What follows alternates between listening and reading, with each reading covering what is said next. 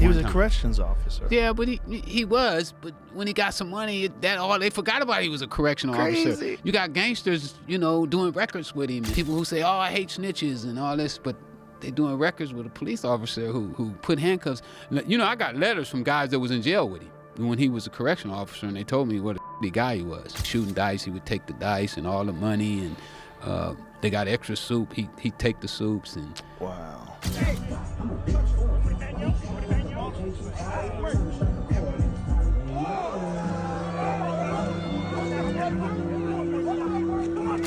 Very unfortunate situation that took place in Canada, and I wanted to say to everyone, that I hope that brother made it home safely. That does not reflect him. That reflects his camp, and he might need to go get the Dream Chasers or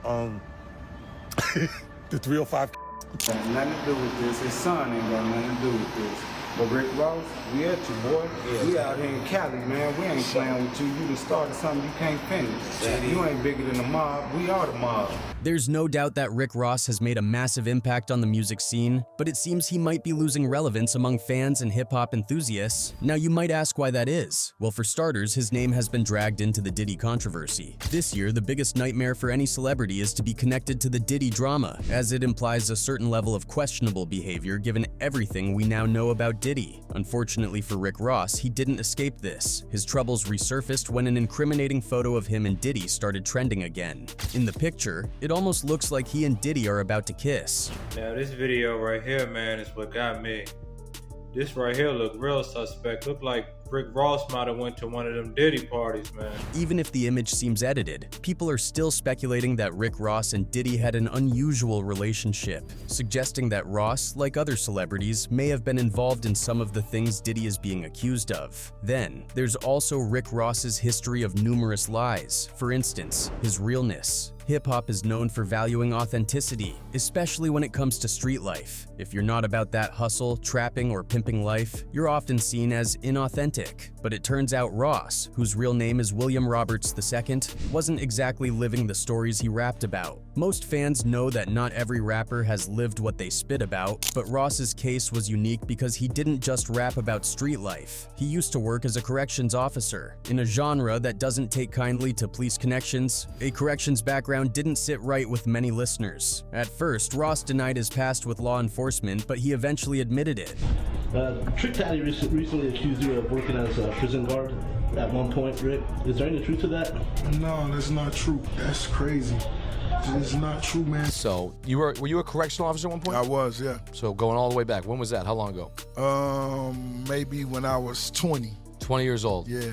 Some fans found it hypocritical, especially since Ross had capitalized on rapping about crime while he'd been watching people actually living that life from the other side of the bars. But before he eventually admitted to having been a correctional officer, Rick Ross was so embarrassed by this part of his past that he even went so far as to have DJ Vlad ass-elted over it. On August 15th, 2008, Vlad filed a massive $4 million lawsuit against Ross, claiming that Ross had orchestrated a violent attack against him in retaliation for exposing his history as a correctional officer. According to Vlad's attorney, Brian Kaplan, Ross directed a group of men to assault Vlad as payback for the media coverage Vlad provided on this sensitive subject, a detail Ross had tried hard to keep under wraps. Vlad kept bringing it up in interviews, and that didn't sit well with Ross, who apparently got pretty upset.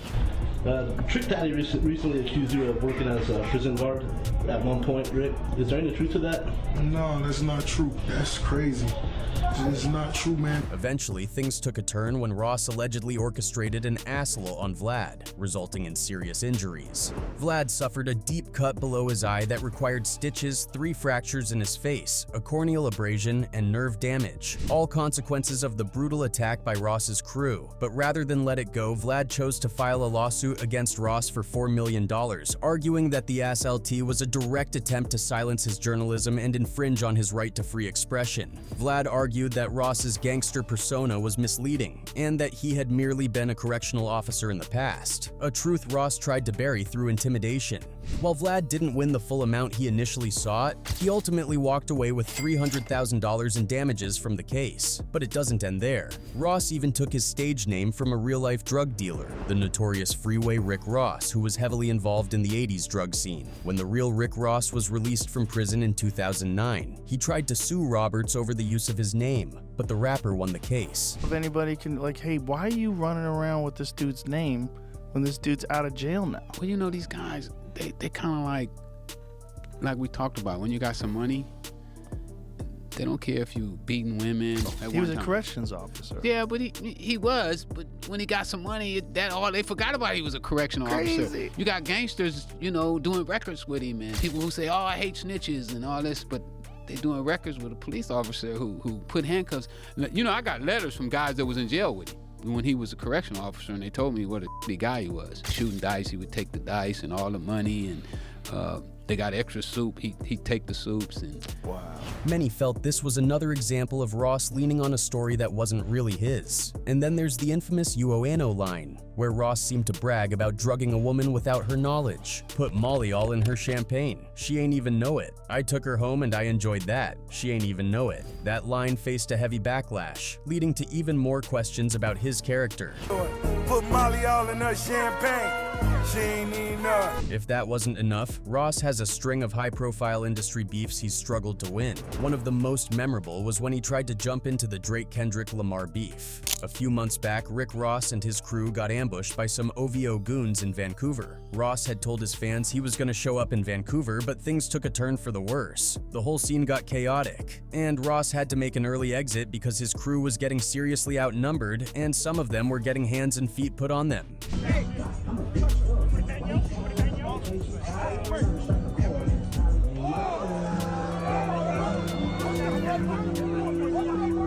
It turns out the reason for the ambush was all because of Ross's choice in music. He ended his set by playing Kendrick Lamar's Drake diss track, Not Like Us, which stirred up some drama since Drake and Kendrick had an ongoing beef. At the time, Drake had been pretty desperate about his brand, and a lot of folks had been siding with Kendrick. Ross, who's had his own beef with Drake, even released his own diss track towards him, though it didn't make much of a splash. So it got people questioning why Ross would go to Canada, where Drake is practically worshipped, and pull a stunt like that. It was obvious people would come out to show their loyalty to Drake, and Ross didn't seem ready for any of it. There were no concrete evidence that the attackers were directly associated with Drake, but that was the word on the street. Now, this attack on Ross wasn't funny at all. It could have ended much worse. One of Ross's entourage was reportedly left unconscious, which shows how serious it got, but you can bet that attack made his enemy's day. For instance, 50 Cent couldn't resist poking fun. He reposted the footage of Ross making a quick exit from the scuffle on Instagram with the caption, "LMAO the Great Escape. Mika call the chasers. They are chasing me." But he didn't stop there. In a video he uploaded later, he sarcastically expressed his concern for Ross.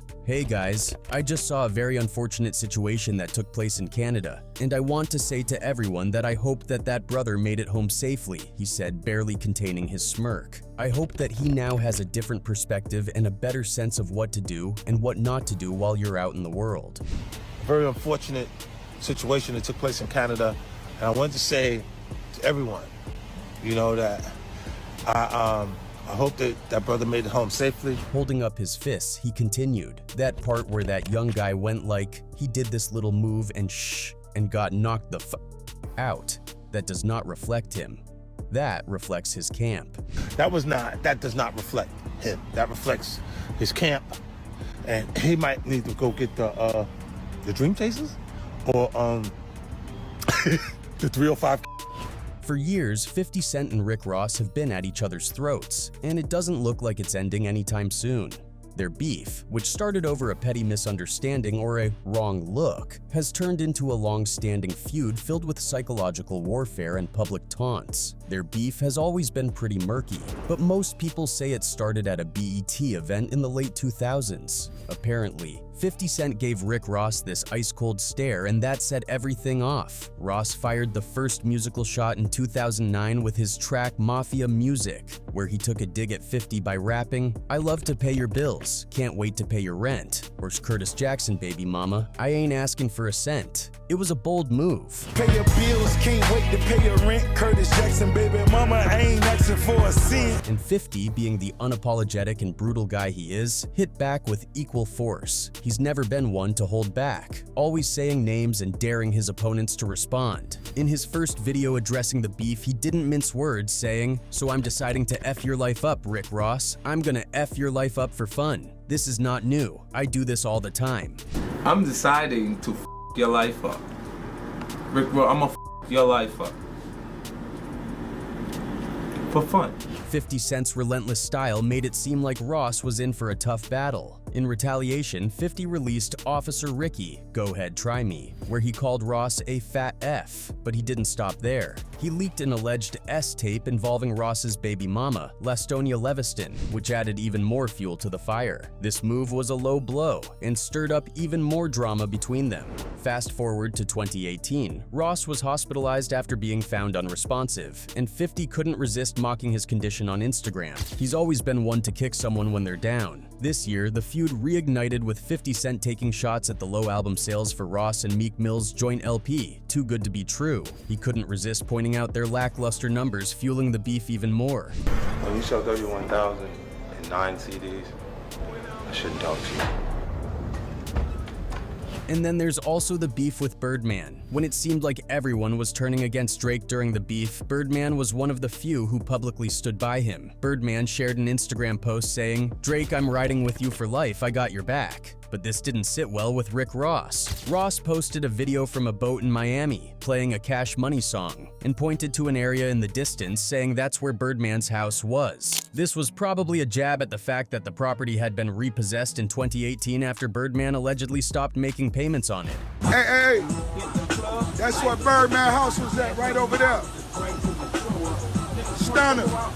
That's where your house was at right there. It's wild to think, but Rick Ross and Birdman were actually friends once. They even collaborated on a joint mixtape called The H that dropped in 2013 but was recorded way back in 2008. This shows just how long their relationship had been going on. However, things began to sour around the time when Birdman's Cash Money star Drake started feuding with Rick Ross's MMG star Meek Mill. Despite having previously worked with Drake, Ross released a song called Color Money, where he took shots at Drake with lines like, "So run Forrest, got some shooters and they dying too. I got more money than that P that you're signed to." A couple of days later, Ross confirmed on The Breakfast Club that those lines were indeed aimed at Drake, implying that Birdman was the P he referred to. Initially, there was some speculation that the lyric might have been directed at Lil Wayne or Jay Prince, but Ross debunked those theories and pointed the finger squarely at Birdman. The catalyst for this appeared to be Birdman's alleged mistreatment of Lil Wayne and the mess surrounding the delayed release of Wayne's Thaw Carter Vi album. Ross explained, "Right now, really me just seeing what Wayne going through as an artist, me idolizing Birdman at a time, me looking up to Lil Wayne. That's something I took personal. For me to see the way things are transpiring, I can't respect that, and I don't respect that." And I just don't respect it, you know what I'm saying? Right. And if, I just felt it was time for somebody to let homie know that, that ain't gangster, and, you won't be respected no longer, you know what I'm saying? I won't let nobody respect you around me. During the interview, Charlemagne all but asked if Birdman was the P in question, and Ross insinuated it should have been obvious. Color Money was one of the first shots, and Ross kept up his campaign by throwing some shade on Snapchat, mocking Birdman and Lil Wayne's potential reunion. It wasn't long before Birdman was asked about the simmering beef with Ross. After the infamous "put some respect on my name" incident, Birdman returned to Hot 97 for a more insightful interview. There, he addressed Ross's comments and admitted he didn't understand why Ross had a problem with him in the first place. "I don't take Ross or Trick Daddy as an enemy to me," Birdman told Ebro and Laura Stiles. "Me and Ross was like brothers, every day hanging together. I don't know what his call was, to even get into me and my son business. That's my son. That's gonna work itself out. I have the utmost respect for Ross. I taught him a lot of game in this shit. He watched my pimpin'." I really don't know.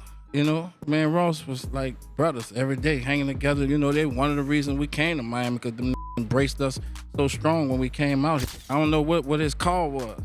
You understand me? To even get into me and my son business. That's my son.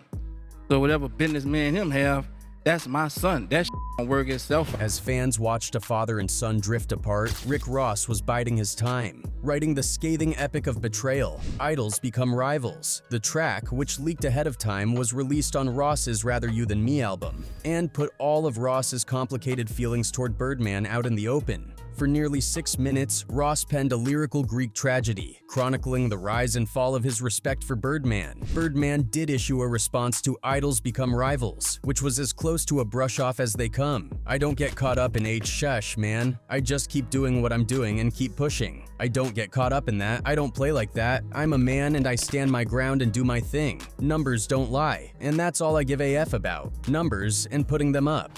Another infamous feud in the rap world involves Rick Ross and the Chicago-based Gangster Disciples. This beef was no joke.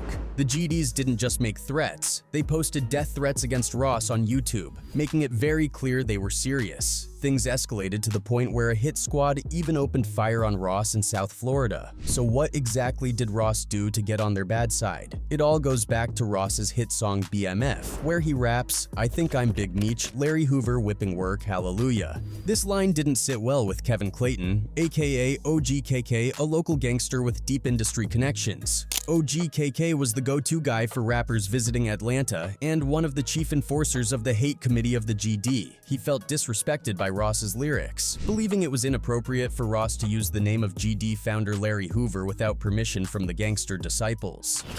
I think I'm Big Meech, Larry Hoover, whipping work. KK reacted harshly to Rick Ross. On October 29, 2012, he released a video on YouTube threatening Ross and declaring him banned from Georgia. Service announcement right here, straight to the point. This straight at Rick Ross, the whole Maybach music is real talk. Hey Rick, straight up, you know what you did first time we gave you a pass on the Larry Hoover Big Meech song. You were supposed to took care of some business you didn't take care of. You know who you need to tune in to. It's right here. We up on you, we pressing up on you, the whole Maybach. Music. Don't matter who in music. Everybody on your label is in trouble. The video from KK went absolutely viral in the hip-hop world, and Rick Ross had no choice but to respond. At that time, Ross happened to be on tour for his new album, God Forgives I Don't. MMG, Maybach Music Group, was dominating the rap scene, with Meek Mill emerging as a star, Whale becoming a top artist, and French Montana dropping back-to-back hits. This was a massive tour, selling out stadiums across the country. Coincidentally, just weeks after KK's video, Rick Ross announced the rest of the MMG tour was canceled. This included tour dates in North Carolina, where the local GDs released a video similar to KK's. As soon as the news broke, everyone assumed Ross was terrified of the GDs, forcing him to respond to the rumors. On December 10, 2012, Rick Ross addressed everything in a radio station interview. He explained why the tour was canceled and insisted it wasn't because of any threats from the GDs. The rest of the tour due to the promoter wasn't really handling his business, you know what I'm saying? He canceled a date of mine. I was going to Tucson, Arizona. There was some power that I needed to take away from homie, so I canceled the rest of the dates. And never was it due to any threats. You know, I'm a certified man. I am a real boss. Ross stood his ground, defending his reputation like a man. But what do you think? Did he cancel the tour because of the GDs, or was it just a coincidence? Before you decide, let's dive into the next incident that might shape your opinion. January 27, 2013 was Rick Ross's 37th birthday. He headed out to Brickell, Miami to celebrate. After a joyous night, he drove home in his Rolls-Royce with a woman named Shateria at 4:42 a.m. While driving through Fort Lauderdale to his beachfront mansion, a car pulled up beside him. The window rolled down and shots were fired at Ross's car. Ross punched the gas, speeding down Los Olas Boulevard. After creating some distance, he made a sharp right onto 15th Avenue, losing control of the Rolls-Royce and crashing into a nearby apartment building. Drive-by shooting on Los Olas, a gunman, police say, aiming at rapper Rick Ross. The 911 calls just released. Oh my God, they're turning around and coming back. Okay, I'm